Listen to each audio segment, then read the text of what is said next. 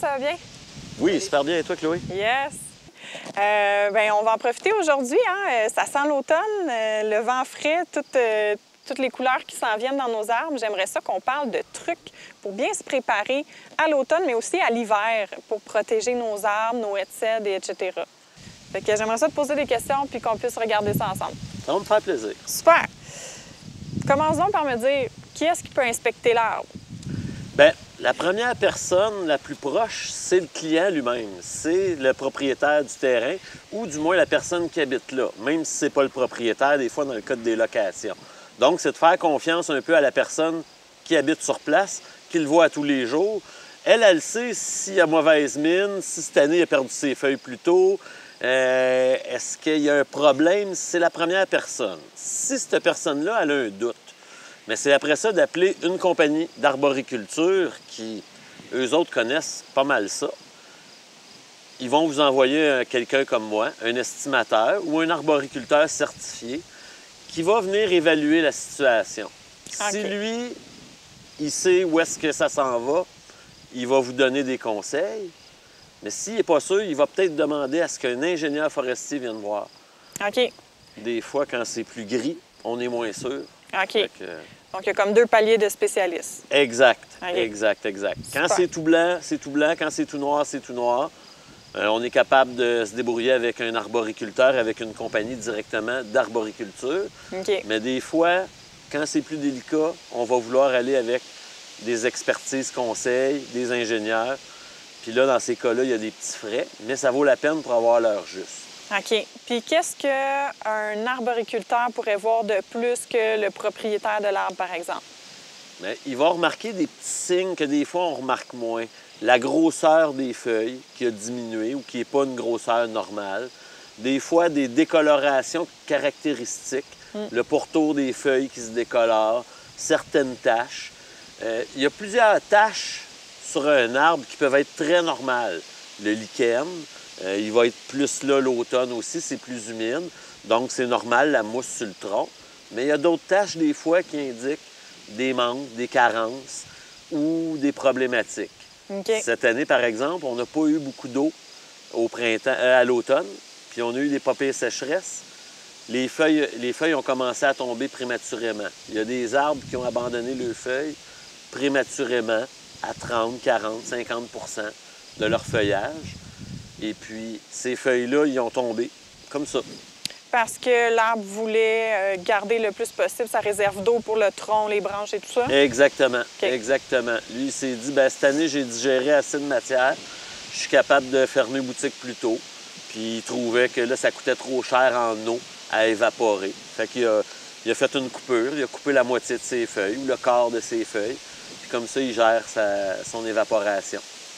Comme quoi, c'est jamais pareil d'une année à l'autre. Hein? Non, jamais pareil. Des êtres vivants. C'est des êtres vivants, ça s'adapte avec les changements qu'ils subissent. C'est cool, ça. Puis, mettons, je suis un propriétaire d'arbre, je m'aperçois que mon arbre, il y a une fourche qui est louche un petit peu, là, qui est trop aiguë ou quoi que ce soit. Est-ce qu'on va automatiquement me demander de l'abattre ou est-ce qu'il y a d'autres solutions à ce moment-là? Mais nous, on ne préconise pas l'abattage. On préconise de garder les arbres. On croit qu'avec le temps que ça prend à pousser, il y a toujours moyen de moyenner. Il y a toujours moyen de peut-être alléger simplement ou d'attacher, faire un auban qu'on appelle dans le jargon du métier. Okay. Autrefois, c'était très intrusif. C'était en matière, c'était en métal. Maintenant, c'est en synthétique. Donc, on attache les deux branches ensemble avec une épissure qui est faite pour ne pas étouffer la branche, OK. mais donner quand même une flexibilité pour ne pas tout isoler. OK. Fait que ça, c'est les fameux aubans flexibles, là, que si l'arbre a envie de bouger un petit peu, il y a quand même la possibilité de le faire par rapport à un câble de fer, là, comme tu disais, là, de métal. D'acier.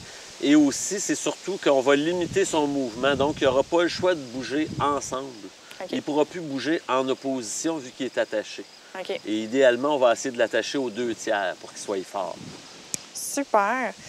Puis, là, on parle de branches, là, il a été, mettons, solidifié et tout ça. Est-ce qu'il y a autre chose qu'on peut faire pour sécuriser un arbre qui serait près de la maison, par exemple, s'il y a des branches qui vont en aplomb ou quelque chose qui toucherait à la toiture? C'est sûr qu'on recommande fortement de faire inspecter et de faire entretenir les arbres au moins une fois aux 5 ans.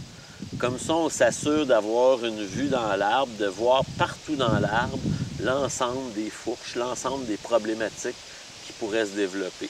OK. Donc, dans ces cas-là, on peut faire ce qu'on appelle une redirection. On va couper les branches qui descendent vers la maison, tout en gardant un appel-sève vers le haut. Ça donne un chemin de fuite à la branche, ça lui donne un espace où pousser. Puis en la redirigeant comme ça, on s'assure qu'elle reviendra moins sur la maison que qu'est-ce qu'elle était déjà. OK. Tu me parles d'appel-sève. C'est quoi exactement? Un appel-sève, c'est une branche qui est au minimum, idéalement, le tiers de la branche sur laquelle on coupe. Donc, si j'ai une branche qui fait 3 cm de diamètre, qui s'en va vers la maison, puis que je voudrais la rediriger, je vais prendre une autre branche, une jonction, une pousse, qui fait au moins 1 cm par rapport à la branche de 3 cm. OK. Comme ça va être assez fort comme appel-sève pour tirer la sève et rediriger la branche, plutôt que de couper bêtement et carrément la branche en plein milieu du nœud. OK. Donc ça veut dire que s'il y a des branches qui vont au-dessus de la toiture, on n'enlève pas complètement les branches qui vont au-dessus de la toiture. On va garder une certaine distance.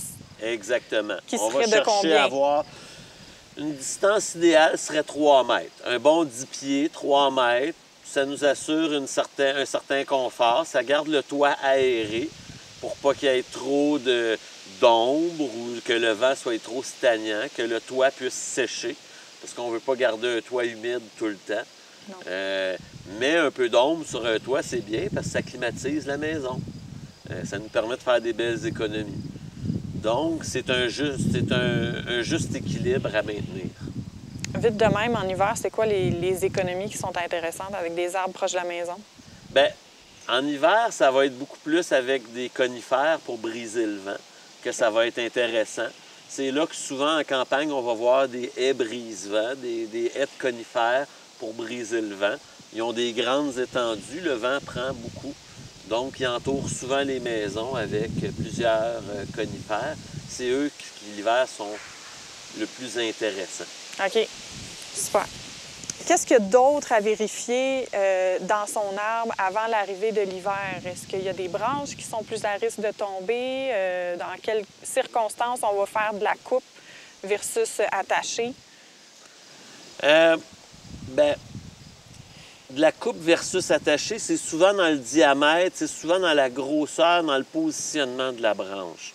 Si la branche est très proche du tronc, on va chercher à la sauver le plus possible.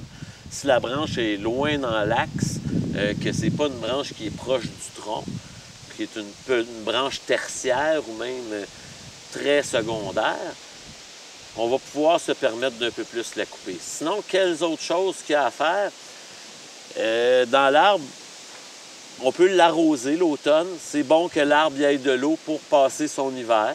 Il faut l'arroser moins qu'en été, évidemment.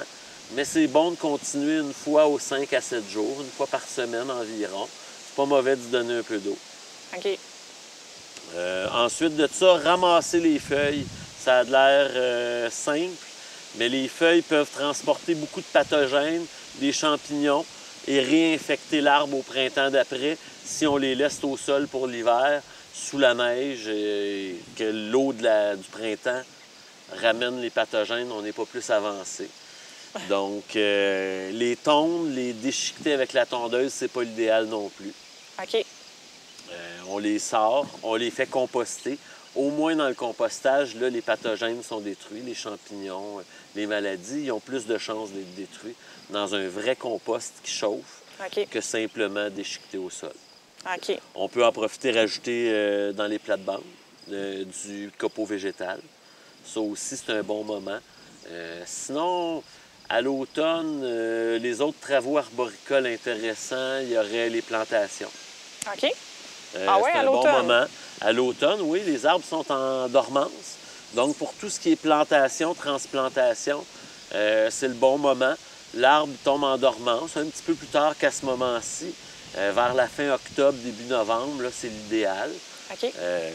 On peut se magasiner des arbres, on peut profiter des beaux rabais. Les pépiniéristes ferment. Oui. Ils veulent souvent écouler leurs derniers inventaires. Donc, les arbres en dormance, mais c'est comme nous quand on se fait opérer. C'est toujours plus agréable que quand on est réveillé. Oui, j'imagine bien que oui. Puis, dans son arbre, qu'est-ce qui devrait nous sonner une cloche de faire affaire avec un arboriculteur avant l'arrivée de l'hiver?